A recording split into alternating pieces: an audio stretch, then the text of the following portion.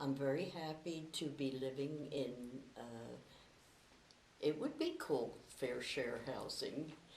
It's kind of tough for some of us seniors who, I was never married, and so I kind of went from one job to another, ended up with RCA about 13 years.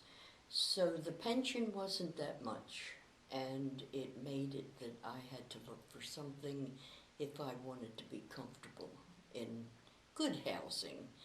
And I was lucky because over at my church in Palmyra, at Worth Methodist Church, someone had seen an advertisement for men that they were just building a brand new 26 apartment at Pearl and Linden Street in Morristown.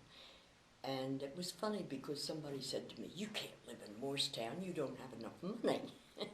And I said, "Well, these people are supposed to be low-cost housing."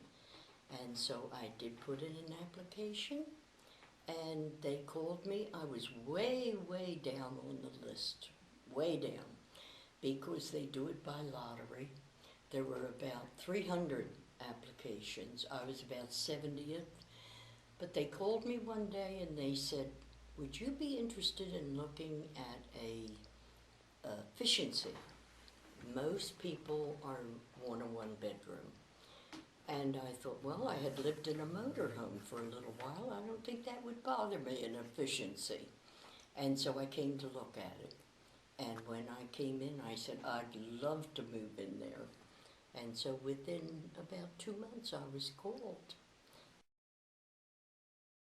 I have TRA, and it's about to run out in November 2010. So as of that time, I have no idea where me or my children will be residing after that. Waiting for a home I can afford for about 3 years. I would like to stay here in Jersey City.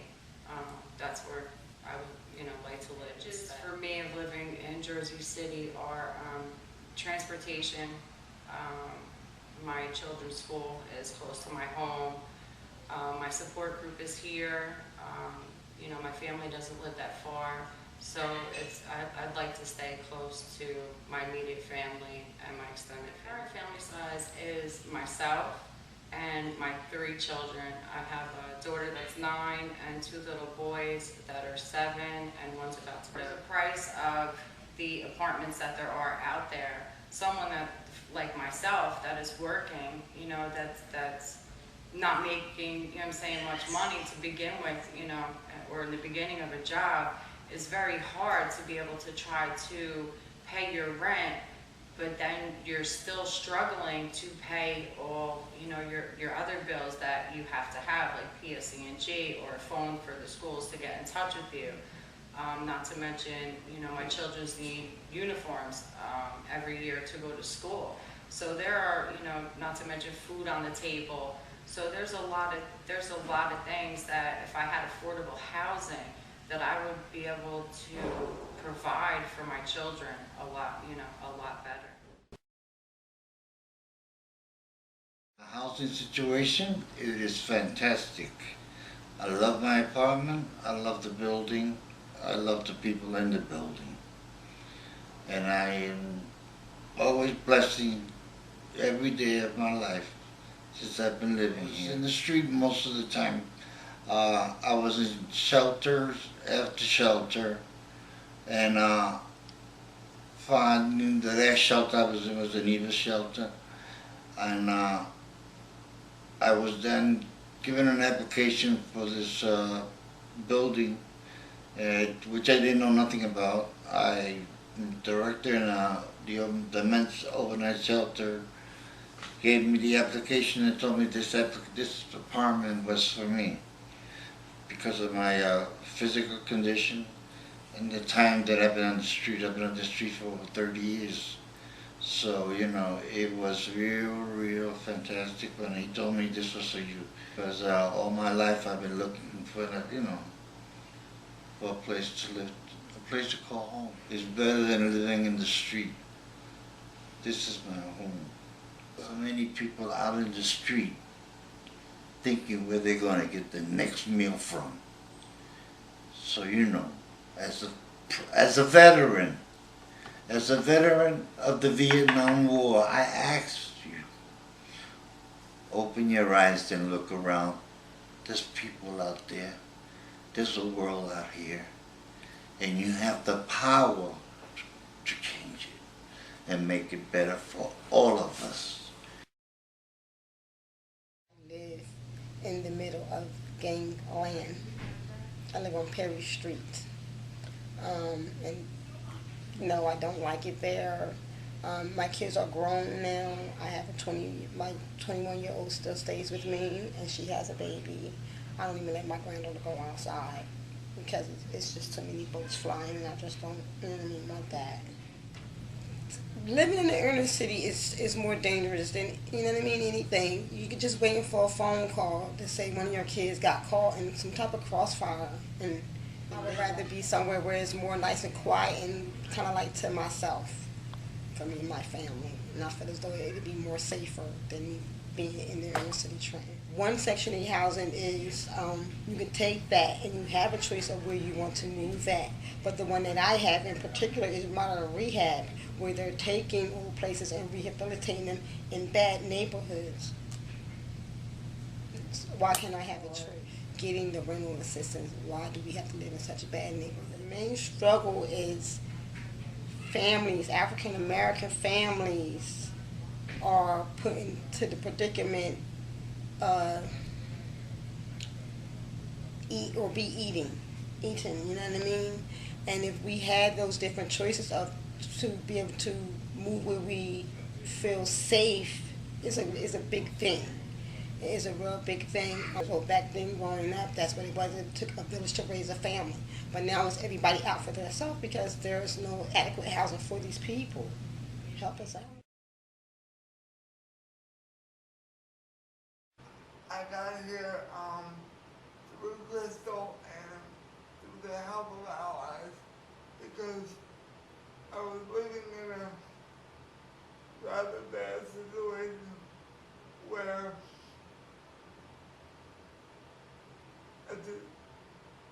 when I made a decision,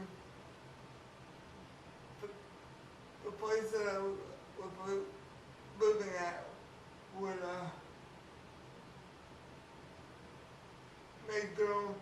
make their own decision, and I had to actually go to a day program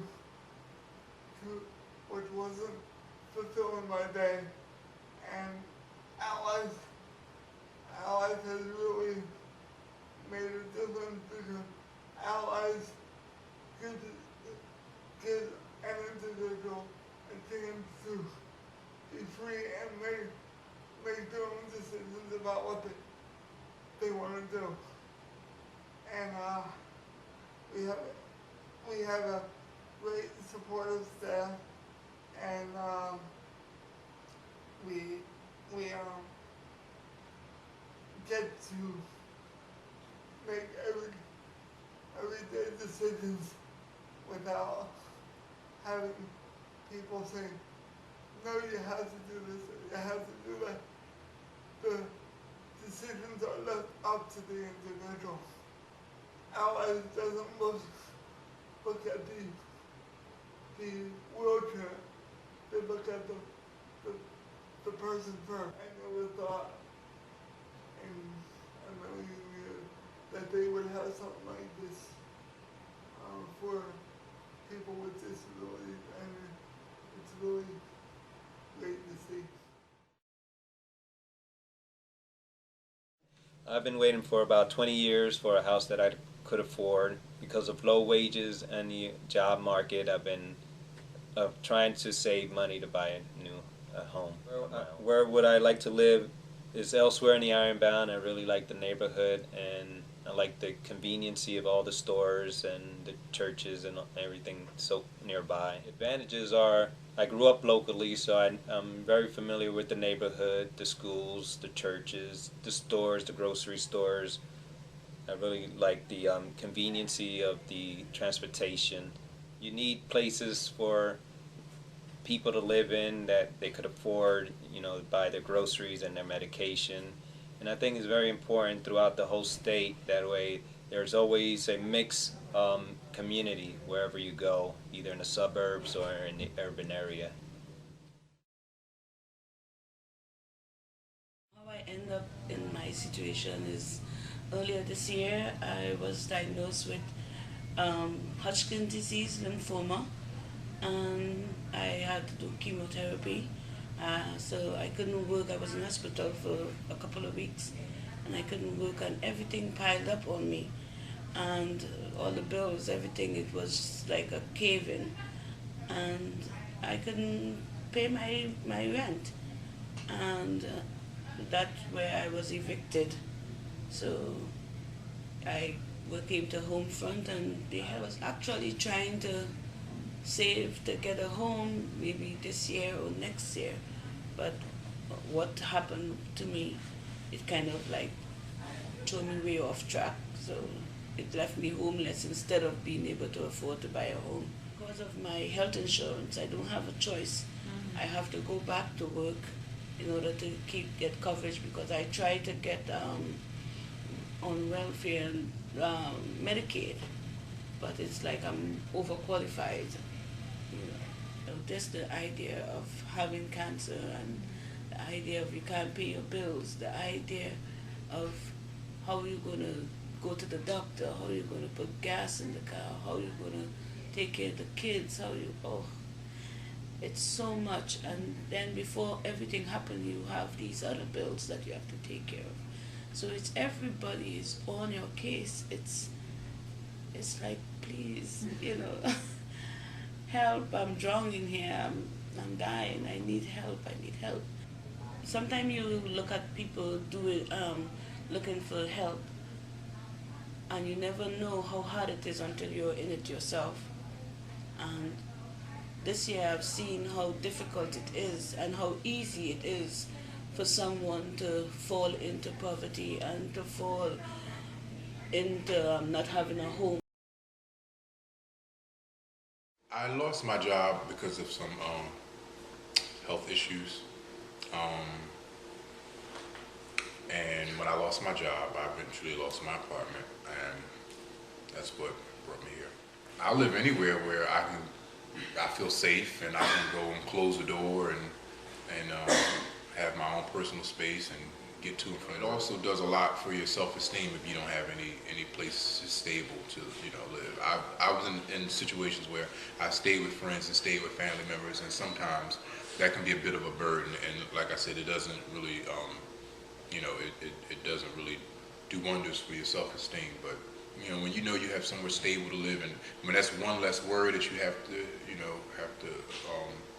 stress over, then you can concentrate on other things. Since I've come into this program, I don't have as many stress factors as I used to have, so I was able to do something that I've been wanting to do for a number of years. I was able to get my GED, and that's something I've been wanting to do for a number of years, and I did it the first time. And something else that was stressing me out, that was that I wanted to, I was able to quit smoking, and that's something that's been like weighing heavy on me as a burden for a number of years, but I was able to give it up, and that was because the stress factor was less. It wasn't as great as it used to be. So I always thought I couldn't do that, but now I'm ready to take on other challenges. They provide a safe, stable, comfortable environment. It's 16 apartments, so it's more of a community, where you get to. A lot of people some people, unlike myself, may not have been fortunate enough to have had their own apartment. So when you leave here, you leave with life skills, and you learn what it's like to budget and to pay bills and to keep your place clean, just so that when you do go out into the outside of these doors, you know pretty much how to maintain and live. But I must say I'm extremely comfortable here. There are rules and etc. like in any situation, but I find that even that amount of discipline has been a big help for me. Before I came to Mend, I was living in Burlington City. I was renting a house there. And I actually found out about Mend through a friend, so it was word of mouth. And I had always wanted to move into the Morristown area, but just economically couldn't afford it. And I applied, got accepted, and was really excited. So that's how I ended up. If it weren't for affordable housing opportunities, I would not be living in Morristown right now. So that is a huge benefit for me because it was really the door opener to allow me to even live in such a community. So that's definitely the first thing I would have to say. In addition to that, the benefits are the community itself. Morristown is just such a community-driven environment, and I'm a single mom, so that was actually the main reason I wanted to move into this town, was not only for the community but for the schools. I think if someone doesn't realize or chooses to dismiss the need for affordable housing, they're just not grounded in what's happening and what's real right now.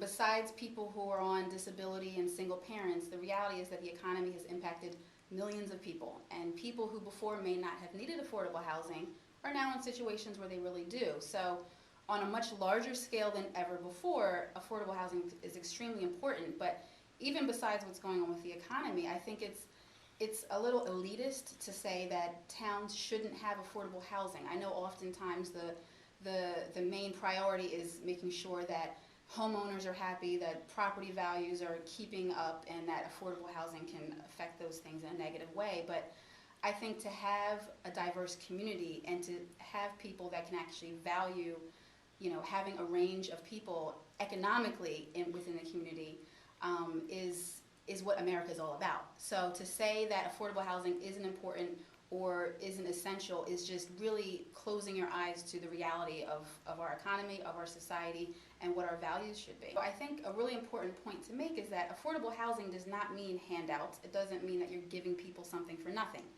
All of the people that I know in the development where I live are working professional people who have children, who have families, who have great values, and I think that it's important for people to know that affordable housing is for everyday working people. It's not for people who are not contributing to society. So unfortunately, because of the way our economy and real estate and things work, money is a big factor on the access that you have in the community, but that shouldn't put a bad stigma on affordable housing just because someone's economics aren't there.